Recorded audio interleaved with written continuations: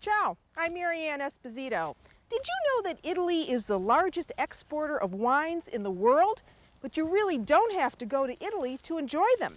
You can find fine Italian varietal wines right here in California's Napa Valley. Now in my kitchen, I love cooking with wines, both Vino Rosso, red wine, and Vino Bianco, white wine. And today for you, I'm going to be making a wonderful chicken dish that's stuffed with spinach and uses white wine. Also a rolled veal roast and a braised beef dish. That's it, real fast, real fast. Come on, get that baseball arm moving. Oh, ok. Okay. Non c'è ketchup. No. Già vedi, mi fa la foto. Basta? Sì. Sono molto delicati. Molto delicato. Grazie a lei. Grazie Marianne, grazie a voi. You know, my mother's favorite leftover sandwich. Come on, you're Italian. Isn't this beautiful? Look at how pretty this is. It's delicious. How do you like that? I think you're great. And now we're ready to do the twist. So, looks gorgeous, smells wonderful. I use my hands. I love this woman. Okay.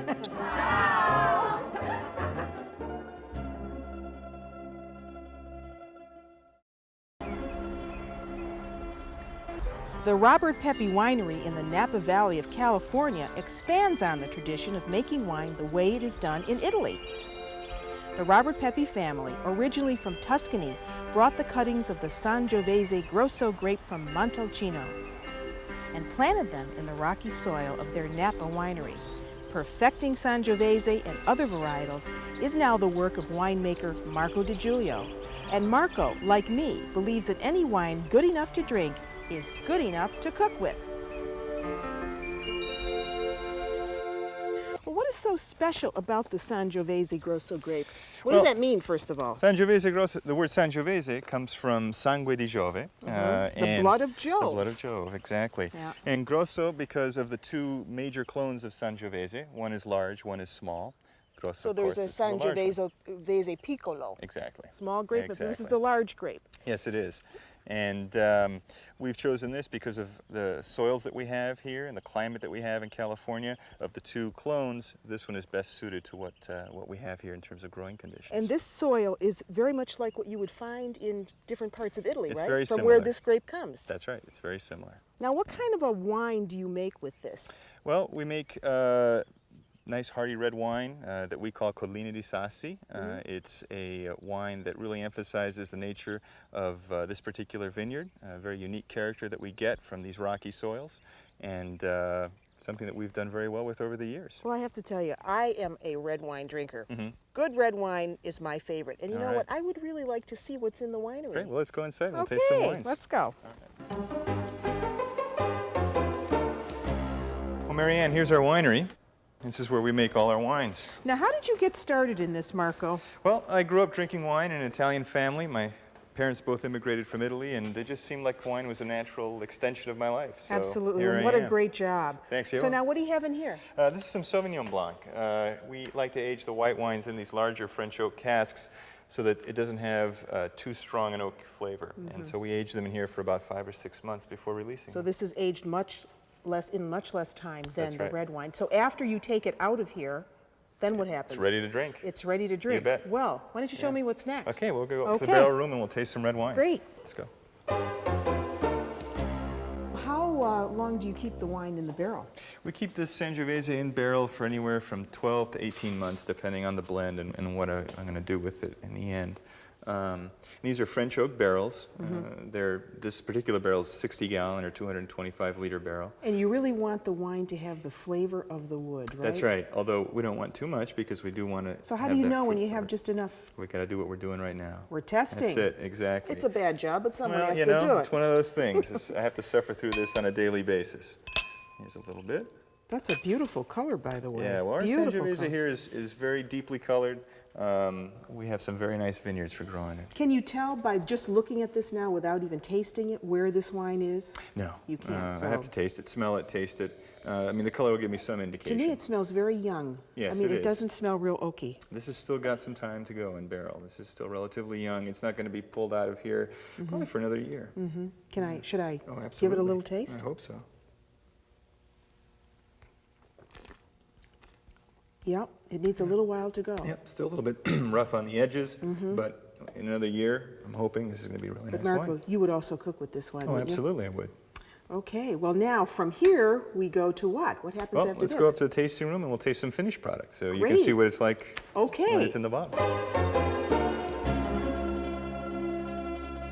Here's some 1993 Kolina Di Sassi San Giovese. Okay, beautiful color. And not too oaky smell. You did that right. Thanks. Chin chin. Salute. And a nice medium-bodied wine. I got a little taste of raspberries in Yeah. it. Do you taste Raspberries, raspberries? strawberries, yep. You know, that's going to be perfect for a couple meat dishes that I want to do. And I know you have to get back to the vineyard. And while he's doing that, you and I need to go nella cucina, where I'm going to show you some great dishes you can make with vino rosso e vino bianco. Let's see, where is the beef? There it is. Wasn't that great being in the Napa Valley with Marco Di Giulio? Every time I go there, I think I'm in Italy. It's so beautiful and so similar. Well, today we're going to do those wine dishes for you. And I'm going to start out with a Brassato. And that means a beef that is braised. And braising means that you're only going to be using a little bit of liquid. So let me show you how you do that. First of all, you get yourself a nice top round. Or you could use a chuck roast for this as well. And this is a meat that's going to take a long time for it to cook. So when I get my meat from the butcher, the first thing I do is dry it off real well. And I do this because I want to make sure that the meat will brown sufficiently. If I had too much moisture on the meat, well then it would steam instead of brown. So that's an important thing to do. Then, after you dry it off, well, you want to make some slits in your meat. And before I do that, I have a pot here that I'm heating up with a little bit of olive oil. Now, this is important too. Only use a pot that's big enough to hold the piece of meat that you're cooking. Otherwise, too much liquid will evaporate, and you're not putting that much liquid in to begin with. So now, you go all over the meat like this, you see, making slits. Because now you're going to insert some garlic. I'll leave that there for a minute. And here's my garlic, all slivered up. You want to push the garlic deep into the meat. Now you probably can imagine that I'm going to be using a little bit of red wine with this today. Where's that other slit? I'm losing it. Let me make a few more so you can see how this goes in all over the meat and really push it in deep. And so this takes a few minutes to do. Make sure you go all over, everywhere, getting those slivers of garlic in. Then you want to give the meat a little bit of coarse black pepper, what my grandmother used to call butcher's pepper, and some salt. Rub that in all over the meat. Now, by now, your olive oil should be hot enough in the pan. You never want to put meat into cold oil or lukewarm oil. You want to make sure that it is hot. So I think mine is ready. I'm going to take the cover off now, turn the heat up a little bit, and put my meat in. And this is going to take about 20 minutes for the meat to really brown on all sides. So in it goes. Turn that up so I can hear that sizzle, and let that brown. Now, while that's browning, I'm gonna wash my hands first. Whenever you're using or dealing with raw meat, you want to make sure that you always wash your hands. Okay, now, while that is browning, I'm going to start a chicken dish for you. And to do it, we begin with spinach. That's spinach in Italian. And I'm going to cook fresh spinach in a dry skillet. Spinach that I've just washed and left with just the water clinging to its leaves. I have about 20 ounces or two 10-ounce packages of spinach.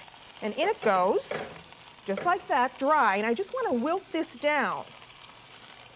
And now I'm going to put a cover on that, turn the heat up on that, and that's only going to take a few minutes. Now, while that is wilting down, let me talk to you about chicken.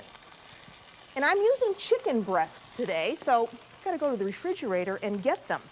Now with this dish, I'm going to use white wine.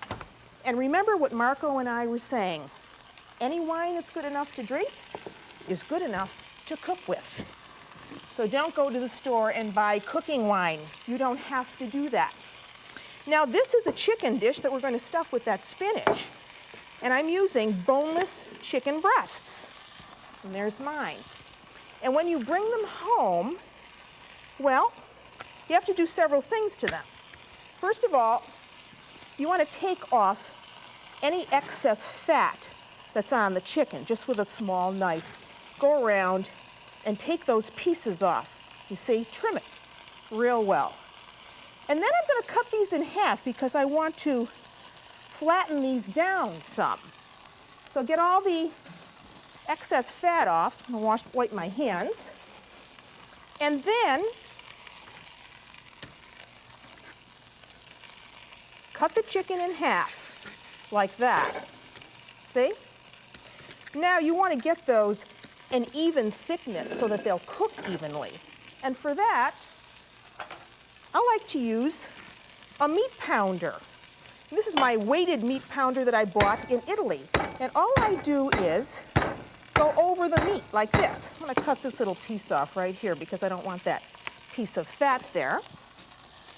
Go all over it, flattening the breast out on both sides. You want to make sure that you don't tear the meat while you're doing this. So you have to use this with a kind of a control in your hand. Okay, you see the difference between this and this. And I'm going to do just one for you today. So there's my chicken breast. Put this over to the side. Now let me go check and see how my spinach is doing. Well, it's getting there, but it isn't there yet. Let's check the meat. And now it's important that you take the meat and see how beautiful it browned on that one side. Turn it over and let that continue to brown. Now, one more time on spinach. Well, it isn't there yet, so let me wash my hands before I do the next thing because I'm dealing with raw chicken. Now, the Brassato is a typical dish that you would find in northern Italy. Cooked a long time and served with something like polenta. Very delicious for a hearty, hearty meal. Now, besides the fact that we're braising the meat, we're going to be adding some other ingredients to it. I want to show you what those are. With the meat, we're going to have some parsley. And we're going to have some fresh basil. And I want to cut the stems off with a clean knife of my flat leaf parsley. Just like that. Get that out of the way. And now, I just want to chop these up and make what the Italians call a battuto, which means to beat down. I'm chopping up all these herbs because this is going to be the flavoring for the Brassato. So you want to mince them up real well. You want to have, about 3 or 4 tablespoons of each one. So there is my minced herb mixture. Now let me check my spinach and see where we are. When you're doing 3 things at once, you have to keep an eye on everything. And yes, it is ready. So now we're going to take this over and drain it. And you want to drain this in a colander. And you see how nicely that comes out without having to use any excess water. Get that all in. And because you didn't use any excess water, you can now just press out the excess liquid, which shouldn't be too much. We want to let this spinach cool down a little bit, and then we're going to chop it up. Okay, there's my spinach mixture. I'm going to bring it over and just let it sit there for a minute. All right, now that I have that, let me see how we're doing here, because again, I want to turn this roast. And if you see that your pan is getting a little dry, well, then you just add a little bit more of olive oil as you go along, because this is a fairly lean piece of meat. So you may need to add a little bit more olive oil. So I stood the roast up on end now, so I'm able to get the sides as well. All right, now, as that browns, we want to add some onion to it. And here I've got one large onion. I'm not going to add all of this, I'm just going to add some of it.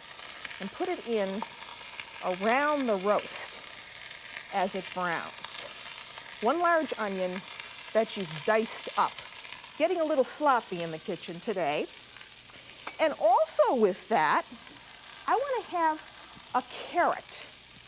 Now, you can either use a vegetable peeler for this, or you can use a cheese grater.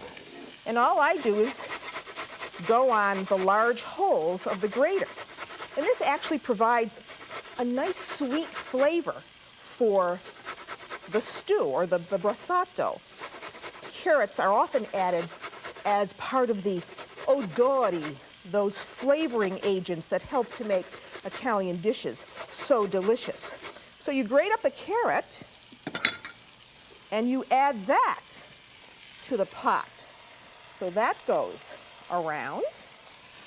Now I'm going to turn this back down.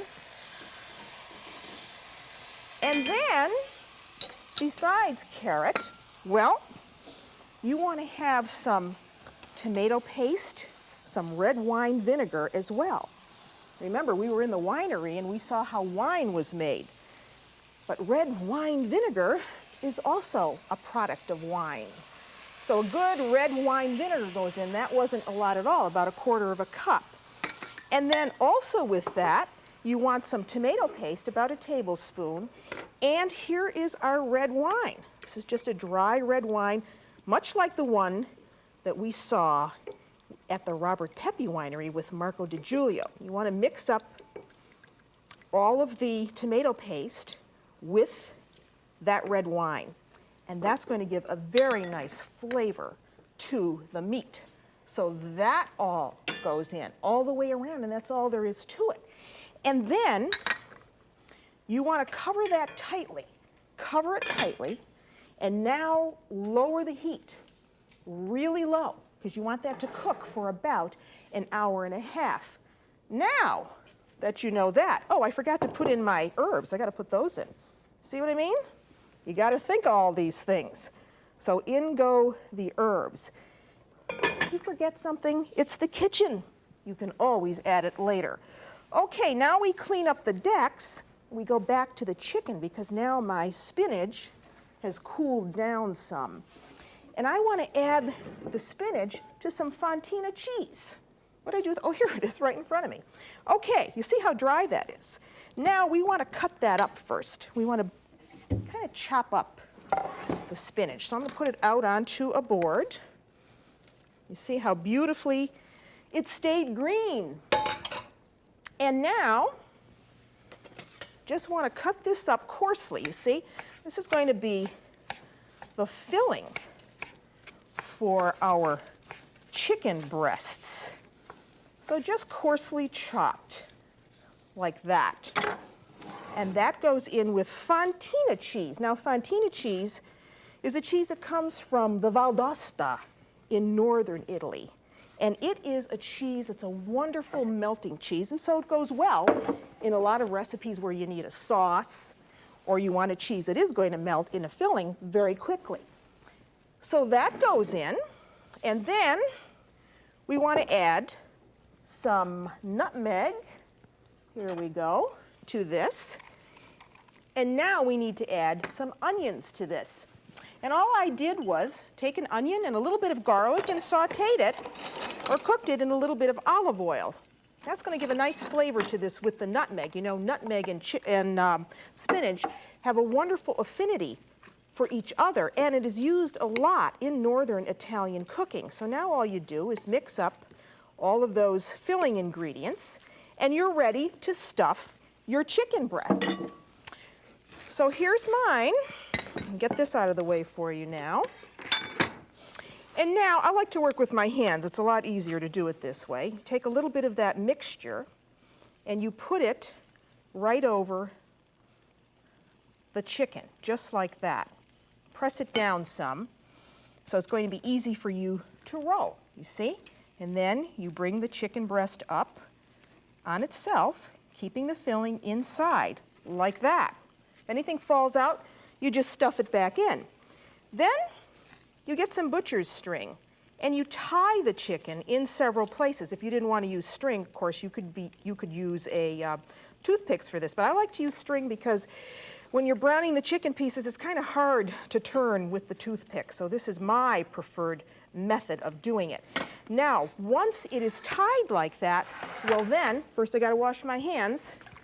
Remember, when you deal with raw meat, you always wash your hands. Okay, then you brown those chicken pieces, and here are mine right here that I've started a little earlier. And now I want to take those out. Actually, brown and cook. These are now cooked. So you take them out and put them on a beautiful dish. See how wonderful they look? And now to the drippings in the pan, we are going to add some butter. Oh, about 4 tablespoons of butter. And I like to use those drippings because that's going to give a little enhanced flavor to the sauce that I'm now going to make. So get the butter melted. Now with this, I want to have some flour because I'm going to be making a roux. And when the butter is melted, I'm going to add my flour to this. And I want to make a paste so that I'm going to be able to thicken the other liquids that I'm putting in with this. And you know what that's going to be. White wine for chicken, and we're going to be using some homemade chicken broth, and then giving this just a little finish of freshly squeezed lemon juice. So now my flour goes in, and really when you make a roux like this, you want to make sure that you cook the flour in the butter, or if you're using olive oil, for at least a minute. You want to make sure that that flour is cooked so that you don't have a floury taste to your sauce. Now that's looking pretty nice and smooth. So now we can add our chicken broth and our dry white wine. And I'm sure that Marco would love this dish as well. That goes in. And then with this, I want to have a little pinch of salt. And I may correct this seasoning a little later on as this thickens. I'll taste it, of course, and make sure that it's just perfect for my palate. And the last thing I'm going to add after this thickens is a little bit of lemon juice. And sometimes I like to do this with a whisk to make sure that everything is staying just nice and smooth. Now this is going to take, about 3 minutes to do. Okay, I think this sauce is just about where I want it. So now I'm going to add the lemon juice, get that in, and let me show you. I'll take out my whisk now. I don't want this too thick. But you see how beautiful that is? And you could actually make that ahead.